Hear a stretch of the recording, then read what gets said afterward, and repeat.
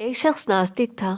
اس کا کہنا تھا کہ میں نہیں مانتا کہ خدا موجود ہے، لوگ خود ہی جیتے اور خود ہی مرتے ہیں۔ دنیا بنانے یا اسے چلانے والا کوئی نہیں ہے۔ یہ دنیا تو ایک آٹومیٹک فیکٹری کی طرح ہے جو خود ہی بنتی اور خود ہی چلتی ہے۔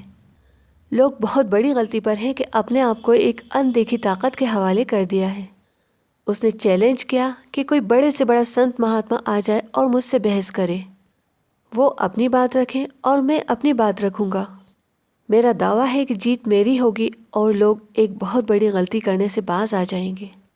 اس وقت کے بادشاہ نے ایک بزرگ کے پاس کسی آدمی کو بھیجا اور انہیں پوری بات بتا دی گئی۔ پھر ناستک اور بزرگ کے بیچ بحث کی جگہ اور ٹائم طے کیا گیا۔ بزرگ ٹائم پر نہیں پہنچے۔ اب ناستک نے تھوڑی اور بڑی بڑی باتیں کرنا شروع کر دی۔ وہ کہنے لگا کہ دیکھو، میں کہتا ہوں نا کہ مجھ سے کوئی بحث نہیں کر سکتا۔ وہ بزرگ بھی ہارنے کے ڈر سے وعدہ کر کے بھی نہیں آئے۔ کچھ لیٹ ہی صحیح، لیکن وہ بزرگ وہاں پہنچ ہی گئے۔ وہ ناستک شخص بولا، آپ وقت کے پابند نہیں ہیں، جبکہ آپ تو امام بھی ہیں۔ لوگوں کے سامنے آپ کا کیا امپریشن پڑتا ہوگا؟ یہ وہ بزرگ تھے جنہیں ہم لوگ امام اعظم ابو حنیفہ کے نام سے جانتے ہیں اور انہیں فالو کرنے والوں کو حنفی کہتے ہیں۔ امام ابو حنیفہ نے کہا، بھائی پہلے میری بات تو سن لو، میں کیوں لیٹ ہوا، پھر اس کے بعد میرے بارے میں کوئی رائے قائم کرنا۔ مجھے یہاں آنے کے لیے دریا پار کرنا تھی۔ میں کشتی کے انتظار میں کھڑا تھا کہ ایک پیڑ اچانک خود بخود آ کر کھڑا ہو گیا۔ پھر اس کی لکڑی کٹی، لکڑی کے پٹیے بنے، پھر ان پٹیوں سے خود بخود ایک کشتی بن گئی۔ پھر وہ کشتی میری طرف آئی اور میں اس میں بیٹھ گیا۔ وہ کشتی بغیر ملاح کے چلتی رہی اور میں اس میں بیٹھا رہا۔ پھر وہ کشتی دوسرے کنارے تک آئی، بس اس میں کچھ دیر ہو گئی۔ ناستک ہنسنے لگا کہ دیکھو یہ امام کتنے جھوٹے ہیں۔ بغیر بڑھئی کے کشتی بنی بھی اور بغیر ملاح کی کشتی چلی بھی اور انہیں کنارے تک پہنچا بھی گئی۔ امام ابو حنیفہ نے کہا، بھائی یہی تو میں کہہ رہا ہوں، جب ایک کشتی بغیر بڑھئی کے بن نہیں سکتی اور بغیر ملاح کے چل نہیں سکتی تو اتنی بڑی کائنات بغیر کسی کے بنائے کیسے بن سکتی ہے اور بغیر کسی کے چلائے کیسے چل سکتی ہے؟ جس طرح موتیوں کی کوئی خوبصورت مالا کہیں الجھ جائے تو کبھی کبھی کھینچتان میں ٹوٹ کر بکھر جاتی ہے۔ ہم سب رب کے بندے ہیں، ہم بھی ایک دھاگے میں پیروئے ہوئے موتیوں کی طرح تھے، لیکن آج ٹوٹ کر کس طرح بکھرے ہیں ایکسپلین کرنے کی ضرورت نہیں ہے۔ جو ناستک ہیں ان کی تو بات ہی الگ ہے۔ جو آستک ہیں کئی بار وہ بھی شک میں پڑ جاتے ہیں کہ پتہ نہیں رب ہے بھی یا نہیں۔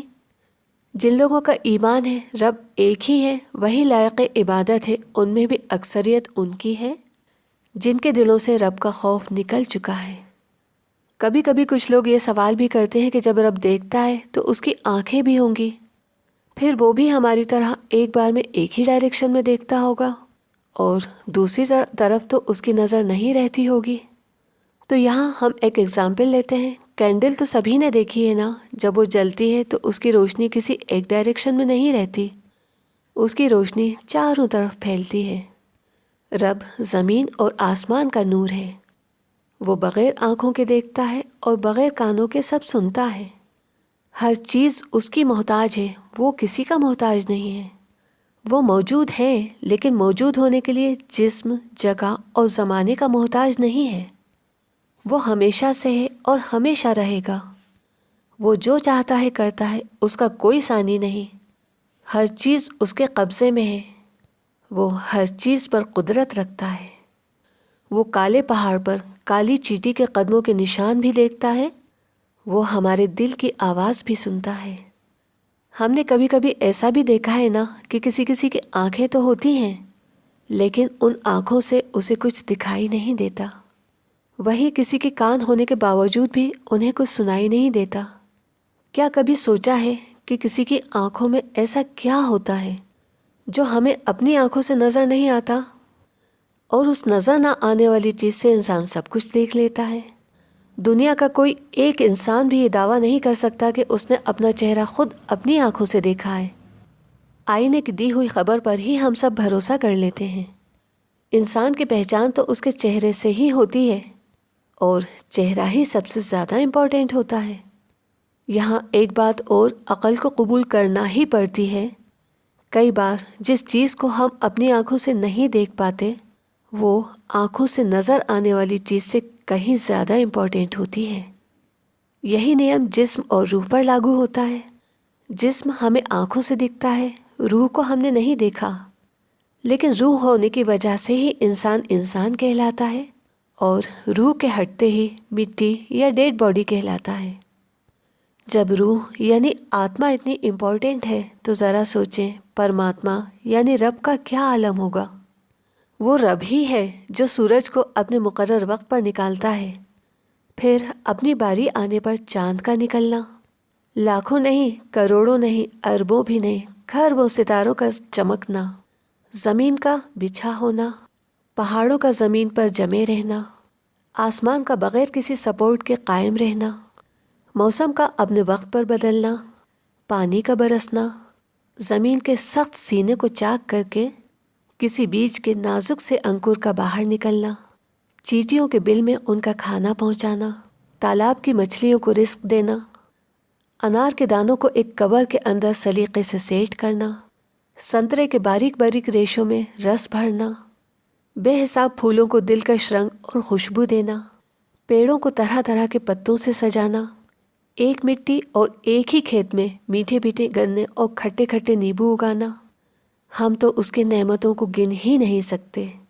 رب نے ہر چیز کو ایک نیم سے باندھا ہے۔ آنکھوں کو دیکھنے کی ذمہ داری دی تو جانور، انسان، پرندے، چرندے سبھی آنکھوں سے دیکھتے ہیں۔ کانوں کو سننے کا کام سونپا تو چھوٹے بڑے، امیر غریب، ہر ملک اور ہر مذہب کے لوگ کانوں سے ہی سنتے ہیں۔ کھانا کسی کے دماغ میں نہیں پچتا، لیور سے کوئی سوچنے کا کام نہیں کرتا۔ نیبو کھٹا ہے تو ہندوستانی، چینی، جاپانی سبھی کو کھٹا لگتا ہے۔ شکر میٹھی ہے تو سبھی کو اپنی مٹھاس دیتی ہے۔ چاند سبھی کو ٹھنڈک دیتا ہے۔ سورج بغیر کسی بھید بھاؤ کے سبھی کو اپنی روشنی بانٹتا ہے۔ پانی کو ساری دنیا کے انسان اور حیوان پی رہے ہیں، کوئی پانی کو چباتا نہیں ہے، اور روٹی کو سب چباتے ہیں، کوئی روٹی کو پیتا نہیں ہے۔ چلیں ندی، پہاڑ، چاند، ستاروں کو تو ہم نظر انداز کر بھی دیں، ہم نہیں سوچیں کہ کس نے یہ پہاڑ زمین پر کھڑے کیے ہیں۔ ہم اس بات پر بھی غور نہیں کریں کہ آسمان میں جو باریک باریک ستارے نظر آتے ہیں ان کا سائز کتنا بڑا ہے۔ ہم خود اپنے اوپر نظر ڈالیں۔ ہماری جو ڈیٹ آف برتھ ہے اس میں ہم نے اپنی ماں کے پیٹ میں جو 9 مہینے گزارے ہیں انہیں بھی ایڈ کر لیں، اور پھر سوچیں اس سے پہلے ہم کہاں تھے۔ ہم تو کچھ بھی نہیں تھے، رب نے ہمیں وجود بخشا، رب نے ہمیں چلنا بولنا کھانا پینا سکھایا۔ اتنا ہی نہیں، رب نے ہمارے جسم میں ڈھیر ساری انمول مشینیں بہت ہی سلیقے سے سیٹ کی ہیں۔ ان مشینوں میں ذرا سی بھی خرابی آ جائے تو کبھی کبھی ان کی مرمت کروانے کے لیے کروڑوں روپے خرچ کر دیے جائیں، تب بھی وہ مشینیں اپنی اوریجنل پوزیشن پر نہیں آ پاتی۔ ہم کبھی تو سوچیں، ہم تو ایک وقت ایک ساتھ اپنے سامنے اور پیچھے نہیں دیکھ سکتے۔ وہ ہستی کیسی ہوگی جس کے حکم پر ایک ہی وقت میں دنیا کے الگ الگ حصوں میں کئی لوگوں کا جسم روح سے جدا ہو جاتا ہے، یعنی مر جاتے ہیں۔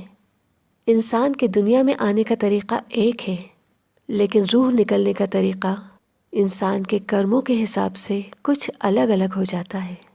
جیسے کسی گھر سے کسی چھپے ہوئے مجرم کو پولیس مارتی اور گھسیٹتی ہوئی لے جاتی ہے، اور وہی پولیس کسی بڑی ہستی کو پورے مان سمان کے ساتھ ایک جگہ سے دوسری جگہ پہنچاتی ہے۔ اسی طرح جو رب کے نافرمان بندے ہوتے ہیں ان کے ساتھ مجرم کی طرح سلوک کیا جاتا ہے۔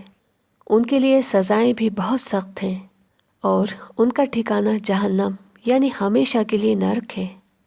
اور جو لوگ رب کے فرما بردار ہیں ان کے لیے جنت یعنی سورگ ہے۔ سورگ میں ہمیشہ کی خوشحالی ہے۔ وہ رب سے راضی ہوں گے اور رب ان سے راضی ہوگا۔